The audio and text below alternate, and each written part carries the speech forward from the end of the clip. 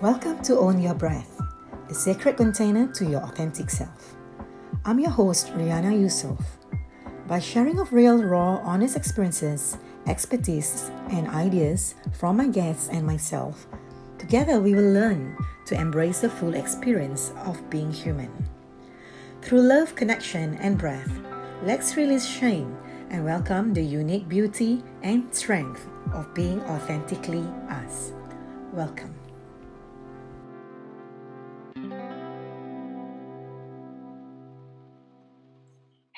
Hello, everyone. Welcome back again to On Your Breath podcast. I'm Rihanna Yusof, and with me today is Moses Simon. Welcome, Moses. How are you? Hi, Rihanna. Thanks for having me here. I'm great. It's been a really fun weekend. A little tiring as well, but overall really good. Excellent. Thank you for joining me, actually. So Moses is actually not a stranger to me. We met, I think, about 3 years ago when I was running On Your Breath as a live event.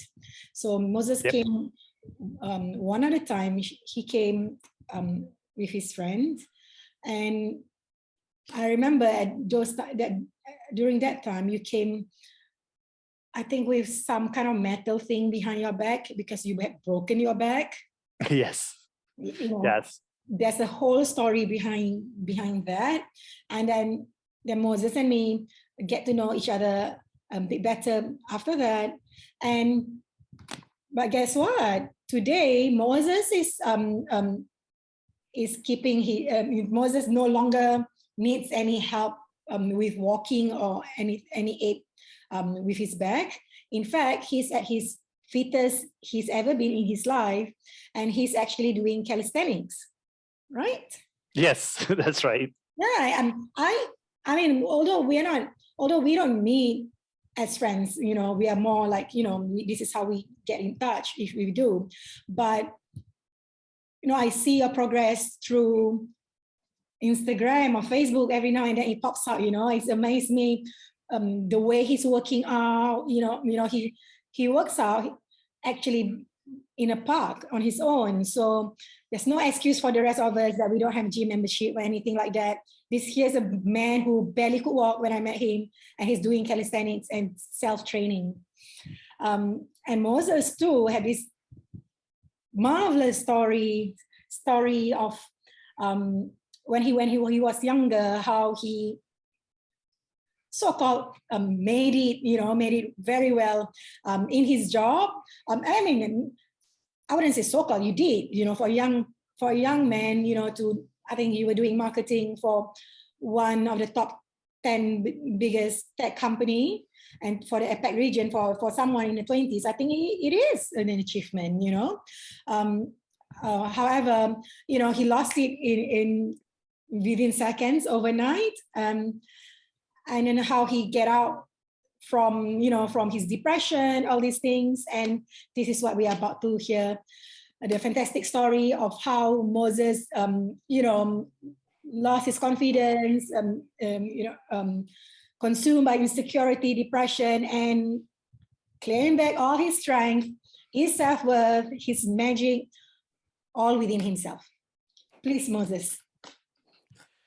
Yeah, definitely. Like, if I recall to the first day I met you, yes, I walked into the store with a double spine fracture. So I had a fracture on the tailbone, hairline fracture, and also a compression fracture on my lumbar. So what happened was, I turned 30 that year. And there's this joke about if you turn 30, you're going to break your back, either literally or metaphorically. And I chose literally. Yeah. So is there? I've never heard of that. It's just a joke that I made.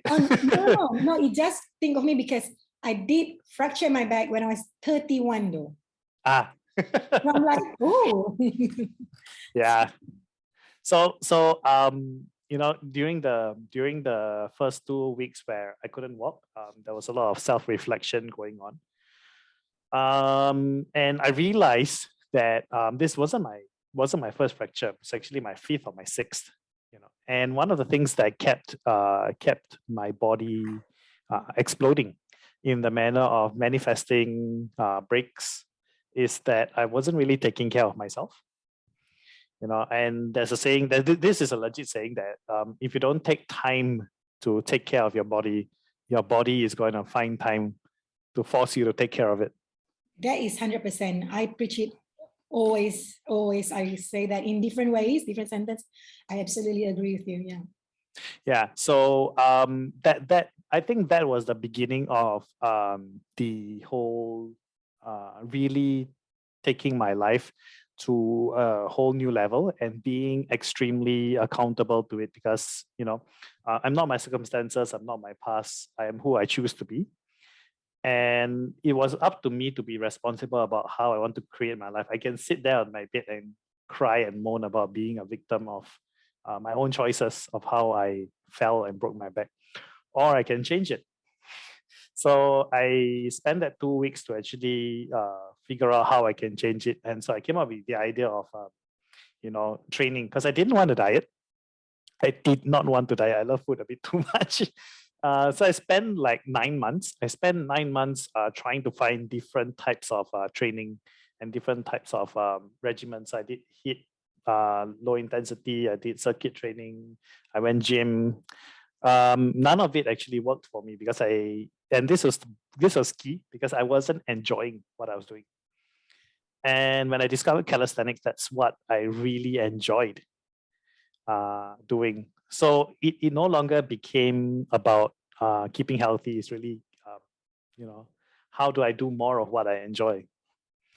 Yeah, and I think that's really one of the biggest difference between now and then, because like what you mentioned, so life was very different back then, and you're very right to say that I made it in my 20s in a way that people would associate success to, because when I was 26, I was promoted to become lead trainer for Meta APAC, to lead the Facebook consultants and teach them all about marketing and all that, right?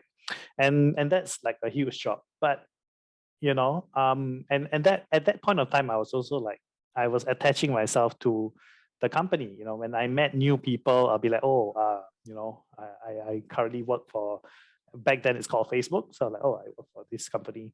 And I'm like craving approval, craving praise.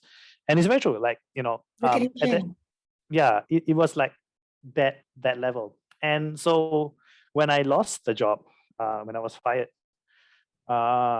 everything came crashing down, and I went into an existential mode crisis, because I grew up as a sensitive child from a broken family, and I didn't really do well in school. Couldn't pass N levels. Went to IT, couldn't pass IT.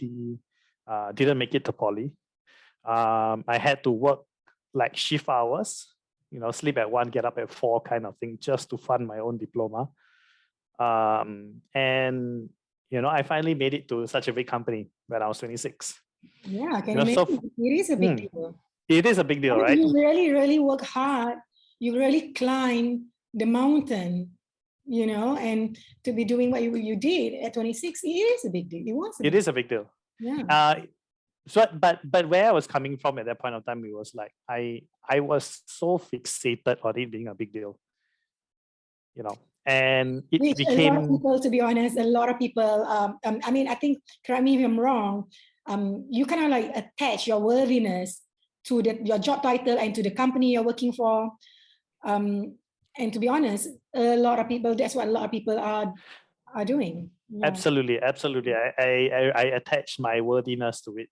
I was going around. I remember back then I was with my ex-girlfriend, and one of the conversations I was telling her, I was like, oh, I'm good enough because I have this job, and I have this pay, and I have this experience, and I have this certificate, and I have this and that, and all the external worthiness things that makes me good. Yeah. So when I lost that job, it was like 9 years of my life gone within seconds. And I remember waking up every night around 3:30 just to cry and going like, I have nothing now. I have nothing. Like I genuinely felt that I had nothing anymore. And one by one, because I really believed that I have nothing, one by one, life started to prove me right. You know, um, my parents were going through a divorce, so I was losing my already broken family. And then my friends, some of them stopped like messaging me, some stopped contacting me, some didn't want to pick up my calls. My ex broke up with me. My money, I once tried to buy food and I couldn't draw any money. So I looked at my bank balance and it said 20 cents left in the bank. It was really proving to me that I had nothing. So I think like I just gave up, just like why am I suffering so much? What am I doing wrong? How come there are people in this world who are making it, and I'm not? We all are in this same earth. How come they can get something that I don't have? So I genuinely believe that I was doing something wrong. It cannot possibly be a coincidence anymore. The math didn't add up. So I just I went on this journey to look for answers. Once I couldn't cry anymore. I just cried and cried. There was no more tears anymore. So I just went on this journey to look for answers. And that's where I found life coaching. So I learned some stuff about myself. I looked inside and I found a lot of blockages, and I found a lot of limiting beliefs. And that's where my perception of being worthy changed from having things. In the past it was about having things equal worthiness. Now it's about being, and that makes me worthy. The fact that I can see, I can smell, I can hear the birds chirp in the morning. I'm someone who embodies love. All these things that I carry with me, it makes me worthy as a person, and therefore I deserve to have these things in life.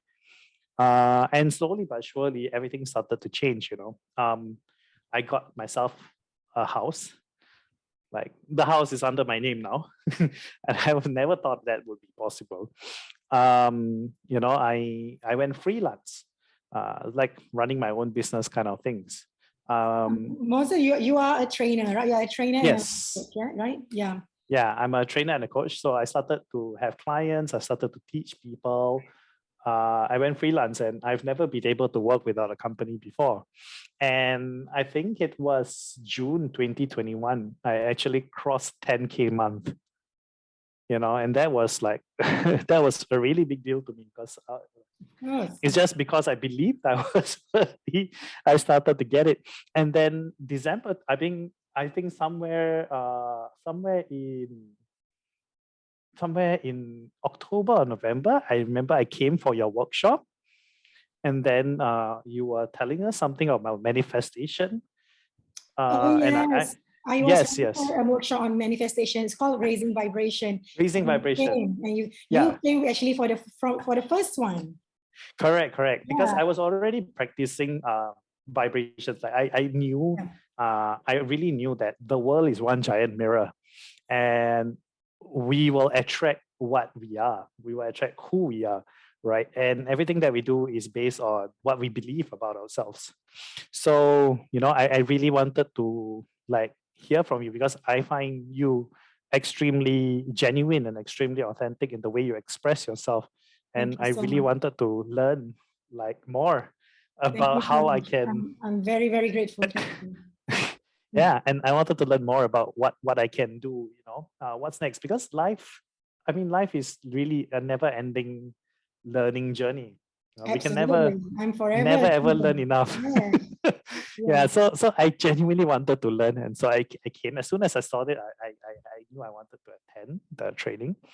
And I remember like doing all the activities, and at the very last part, the things that I wanted to attract in my life was education.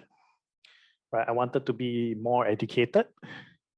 I remember also one of the goals that I set for myself was getting a relationship, and the last goal was to be like just to be more stable with me as a trainer, as a coach. And that day itself, one person messaged me, asked me about my coaching services. Just as after you left, right? Just as after I left, like I remember you texted me. Yeah.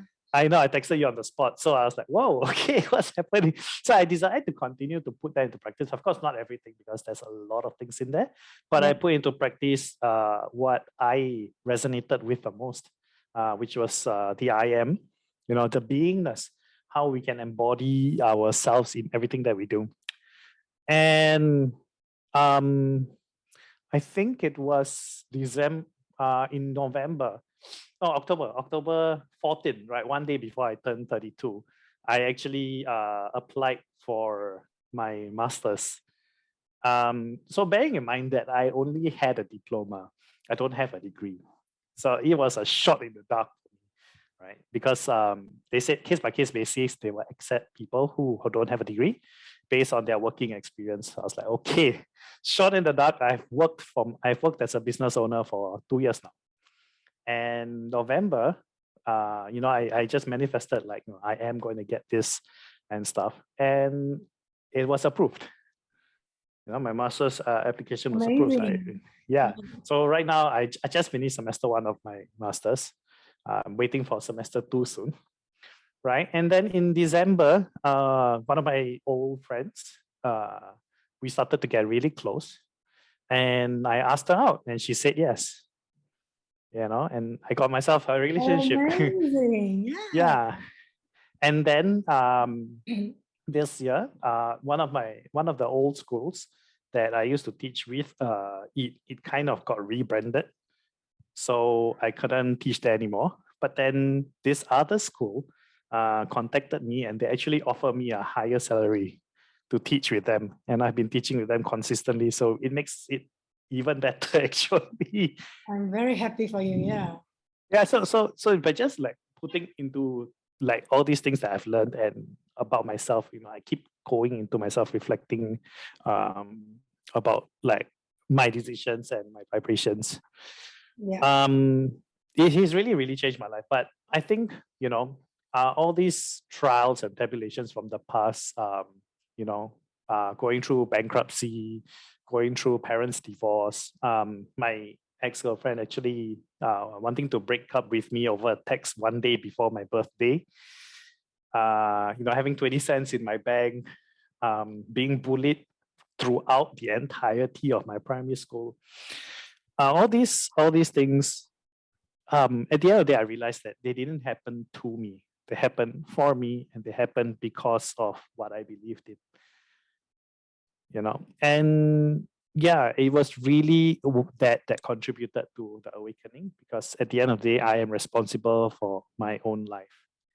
That's amazing, Moses. Amazing, really amazing. Like, from, correct me if I'm wrong, literally, from, you didn't have much education. That's what you told me, right?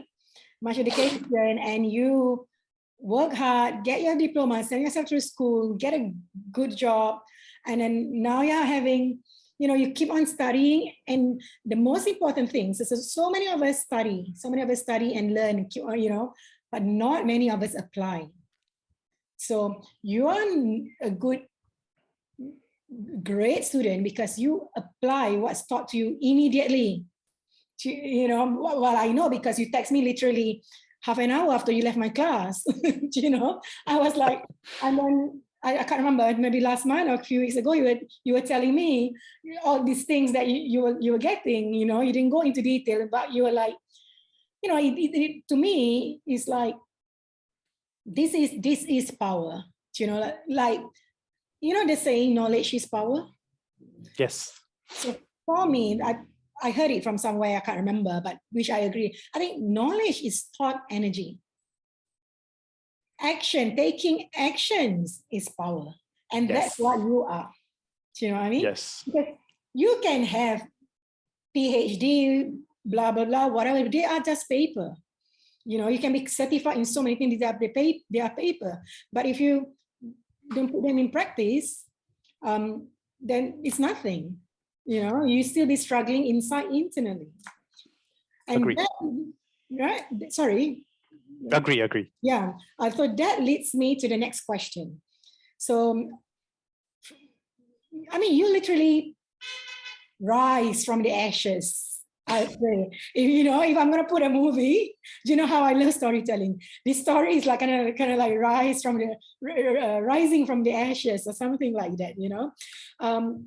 You literally change your life in so many ways, and it's very inspiring for me. And really, like it applies. What you say, applies to me, reminding me myself of some things that that I'm figuring out myself. I mean, like we all at the end of the day needed reminder, needs to be reminded every now and then. So here's my question. So one of the things that I struggle, and I know for a fact many people are struggling, is discipline, right? What you have, to be able to change so many things within a short period of time, what you have among so many things is discipline. Would you like to share with us how can we cultivate discipline? How can we cultivate and sustain that? So it's very interesting that you pointed that out, because I don't see myself as disciplined. Moses, my huge eyes I have. I just see it as consistent, right? I don't see it as discipline. Discipline. In order to be consistent, you need discipline. Yeah. And so that's why success is discipline. You can be educated, no discipline, you're out. I agree. That's why I say I like how you put it up, because I've never actually looked at it that way.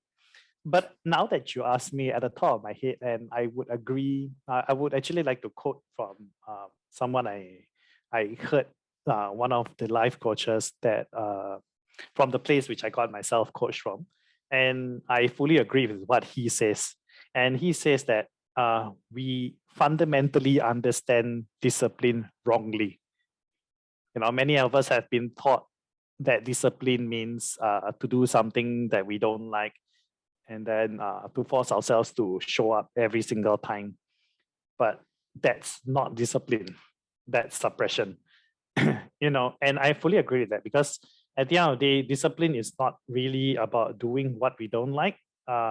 Discipline is about showing up.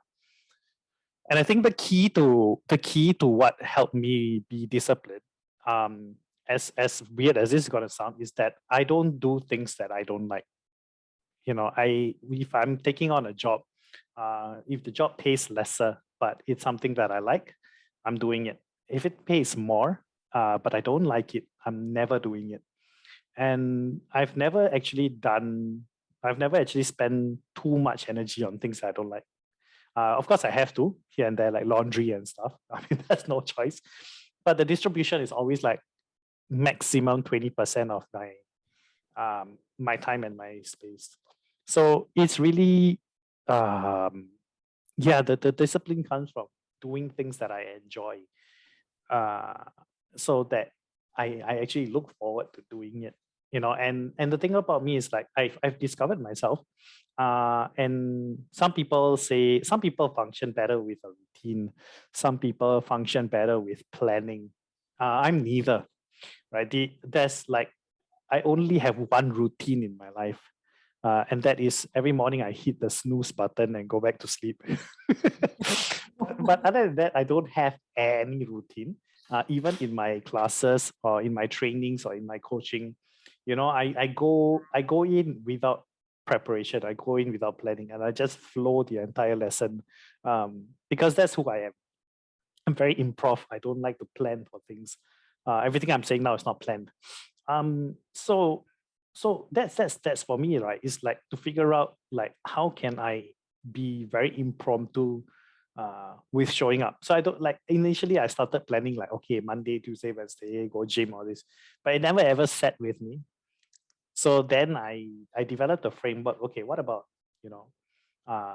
just one day workout, one day rest, one day workout, one day rest. If today I rested, then tomorrow I work out. Tomorrow I work out, then today I rest. There's never a routine. It's just a framework which I can practice. And that started to work for me. And then slowly I can do like every day, and then I just switch. It builds. Yeah, I just switch the type of trainings that I do. Calisthenics. There's always something different to try. So I don't think like the level of discipline really comes from finding what I love to do and doing more of that. Agree. If you remember, like even if you recall, in my class about raising vibration, you have to do what you love, because otherwise, you don't, your vibration don't last long. Yes. It's temporary. Remember, it's temporary. You have to do what you love. Yes. I do like what you say about I think basically what you say, if I were to sum up, you basically, your ideology of discipline is basically doing something that is sustainable. So, like maybe to some people, discipline means forcing themselves to do something, but for you, you start off like, maybe I do one day on, one day off, one day off, like something that is sustainable for you. Yes. Yeah. So yeah, like, to be honest, like sometimes even like I'm not the most disciplined person, even when it comes to things that I love. You know me, I'm always open, I'm always honest, I try. Even the things that I love, I still sometimes just, find myself dragging, but I think that comes to, again, to what you are used to, because I'm so used to free flowing. So just to get into routine requires some sort of a discipline. Even for you to show up alternate days, it's still a kind of discipline, because if I'm going to just follow my heart, I'm just going to sit here and just coach people all day long. But fitness is a big part that's important for our mental, emotional well-being. And yes, I agree. Like, if once a week, if you have to start once a week, and then that's what you start with until you build up slowly. Yeah, very, very glad you brought it up, because I think when I first did my very first calisthenics workout, I was like, oh, but I was dying, but it was so fun. And so that night, I think I looked up, what are some ways to build habits to get to that goal faster. And I came across this model is about the 1% increment. And apparently, a huge number of people don't hit their New Year resolutions because they basically do too much in the beginning, and it's not sustainable. It starts small, and then 1% growth level progressions. I read up about this, and I was like, okay, let's do that. And then I think I lost like 12 kilos within 2 to 3 months. Amazing. Yeah. I think I remember this post of yours. I'm so proud of of what I see. And I mean, like, so for me, I'm not disciplined in my working out. It goes like, I will have to put myself to a challenge. Okay, 3 months, Rihanna, 3 months challenge. I have to announce it, because either I have to announce it, or I need to have a trainer, personal trainer, things like that. Then I'm accountable. But the moment I finish my challenge, and I'm like, okay, let's take a break, and it'll be so hard for me to get back. So, but since last year, I've changed. I tried different things from kickboxing. I just keep on trying to find what is really sustainable for me. Yeah. Yeah. Cool. Thank you so much. Is there anything else, Moses, you'd like to share with us? Any tips or whatever you'd like to share with us that we can take with us, to move forward, maybe perhaps to some people who are feeling stuck at the moment. There's so many people, especially during this COVID period, so many people losing their job, and freelancers are greatly affected. Do you have any pointers? Yes. Yeah. Yes. And I think I would like to share based on this question that appeared on my Facebook today, that this group that I'm in, and one person asked, how do you become more of a happy person? How do you be more happy? And the reason why I'm answering this, touching on this, because like what you mentioned, like COVID is coming. Everybody's in this space of like low vibrations. People are affected. Cases of abuse are rising, and then people are losing their jobs. Things are just not nice. Yeah. And it's easy to just say, okay, think positive or be happy or whatever. But exactly how. That's not how it is. Yeah, that's not how it is, right? So I just want to share these 4 things that that really worked for me, to genuinely be happy. And this happiness is what has brought me my life success, right? I cannot credit it to anything else rather than my state of mind that allow me, because I'm happy and I'm ready to receive love, that the universe actually send this to me. I trust the process and stuff. So number one I would have to say is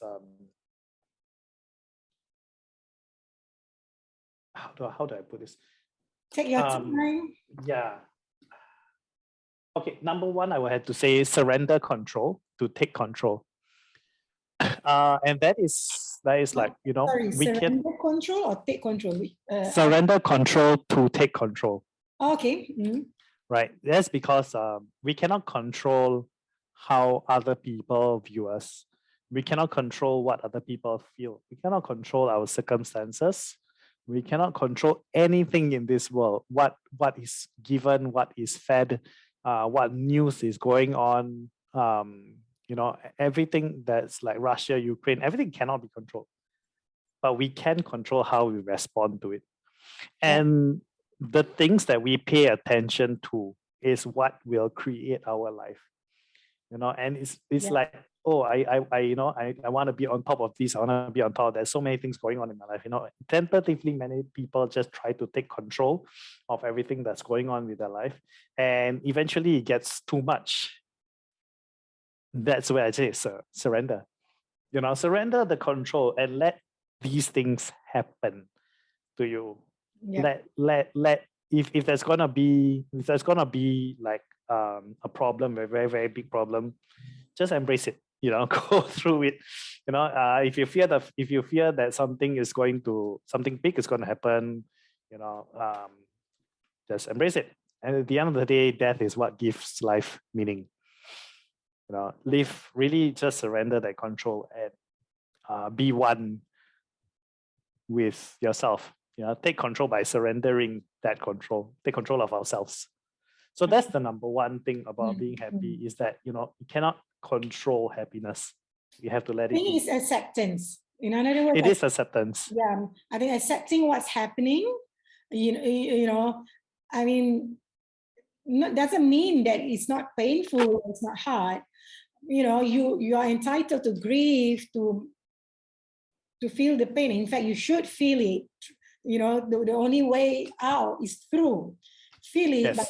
But at the same time, you accept, you embrace, feel the pain, and then you also at the same time have to come out with a solution. Because the only way to have control of situation is to have control of our own life. We can only yes.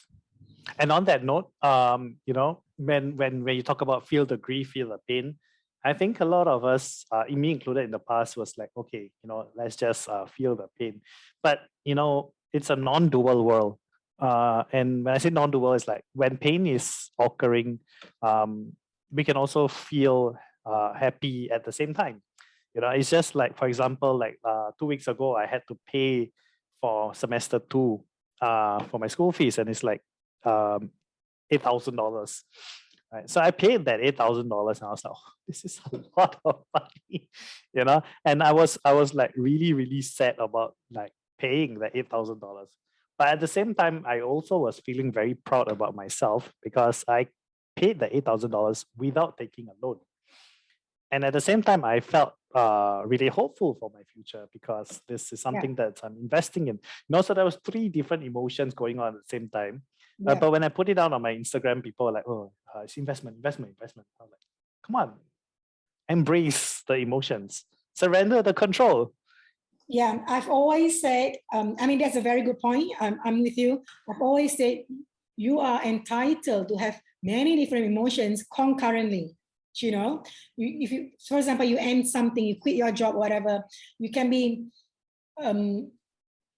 frustrated, or you can be upset that you quit your job, now you don't have a job. At the same time, maybe you quit your job because it's not doing good for your mental well-being. So at the same time, you can be proud for choosing better for yourself and trusting that something better is going to come because you choose better for yourself, Absolutely. and it's going to mirror back. So, and absolutely, you can celebrate, and at the same time, you can also be sad and worry about that to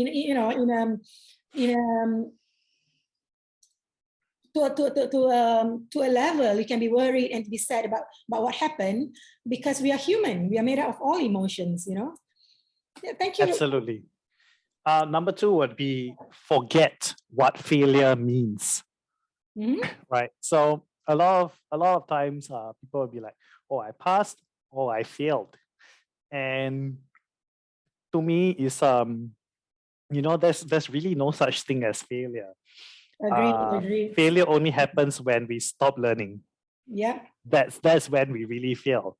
One of the things that I realized was like, especially at one of the coachings that I was attending, and they were talking about strengths and weakness. And excuse me, there are a lot of people actually, like there are 20 of us there, and not a single person had the same definition of what weakness meant. And that was really eye-opening to me. I was like, "Hey, what? Everybody has a different idea of what weakness means." And then these things were introduced about like gaps and gifts and strengths, and it's really like forgetting what failure means, especially here in Asia, we are so conditioned to being competent because, from a young age, whether we move on or not in school determines on the grades that we get, and there is a pass and there is a fail, and that's our world. We understand that we have to pass in order to survive.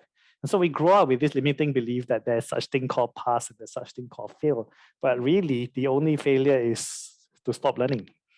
David, it's true. Yeah, so that would be number 2, right? Forget what failure means, just be happy with. Yeah, I don't believe there's failure. I just believe there's lessons. Yes. Yeah. How can you get better? How can you grow if there's no failure? There's no learning curve. You can't learn. Exactly. The only reason we know not to touch the pot is because somebody touched the pot and burned their hand. So yeah, absolutely. That's lessons. Right. And a lot of people are focusing on the bad lessons, but when you pay attention to what's wrong, everything will get wrong. Yeah. Yeah. So that's number 2. Number 3, right? And I think this is a controversial one, but I think you'll agree with me. There's no such thing as positive or negative. Yes, that's my.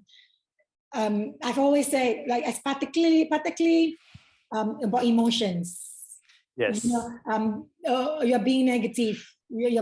I don't. I study a lot on emotions. I specialize in emotional well-being. I prefer to use uncomfortable emotions. Like when people are crying or they're angry, they always refer that as negative. I dislike that very much. Yes. So one of the things that I actually did this experiment in front of people Mm. to prove Mhm. was this Kahoot game, right? So I said, I came up with a list of values that I just say, right, is this a strength? Is this a good thing or a bad thing? Right, that I just put there, being patient. Mm. One of the things I put there was being patient. And literally, there were people who was like, oh, my strength is being patient. Oh, my weakness is being patient. It's like, I just put the word out there and there were like people arguing about it already. So there's really no such thing as positive or negative. It's really perception. Yeah. Yeah. And as you say, uncomfortable emotions, the Yes. only, like you say, think positive, but there's no such thing as positive. Yeah. I mean, for me, I wouldn't say there's no such thing as positive, but I do prefer, I think the term positive, negative is used so loosely. Yeah. Like if you are sad or something's not working, whatever it is, they will just say, just be positive. I'm like, seriously, what does that even mean? I know, right? If you're sad, let the person be sad. Yes. Being sad or being angry has nothing to do about being positive or not. Let her feel emotions.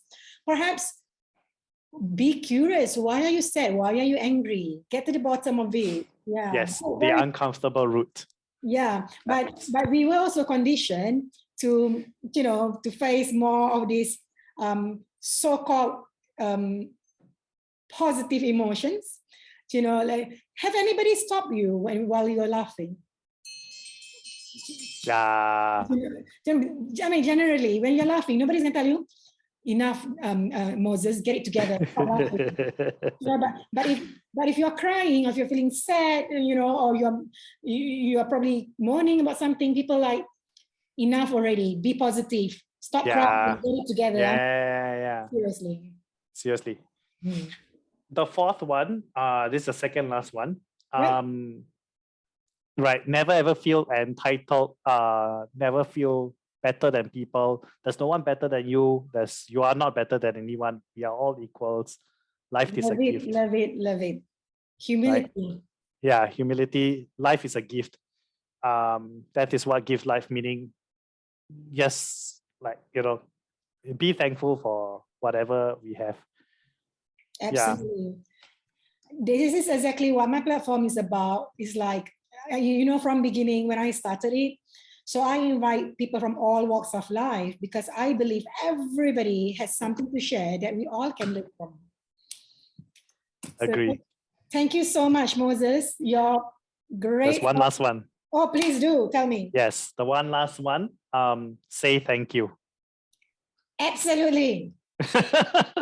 Absolutely. I've been told I thank too much. Like why are you thanking for? But I just, even small tiny things, why shouldn't I be thankful? Like for example, like my friend returned back some money to me. I said, oh, thank you. She's like, why are you saying thank you? I should say thank you to you. I'm like, I'll say thank you if you want to, but I'm thankful I got back my money. Yes.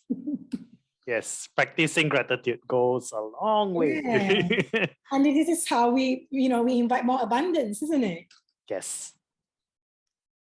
Yeah, so that's my five points of okay. I thought I heard 4 points. Is it? Yeah, I think I said wrongly. No, it's supposed to be 5. Great, 5 points.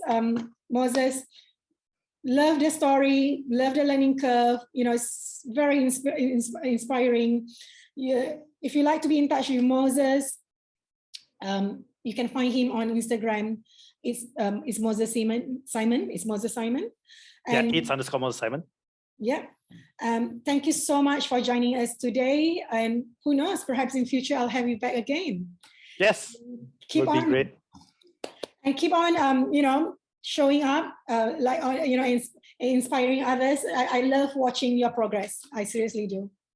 Thanks. Thank you, Simon. Yes, thanks, Ree. See you again. Bye. See you. Bye.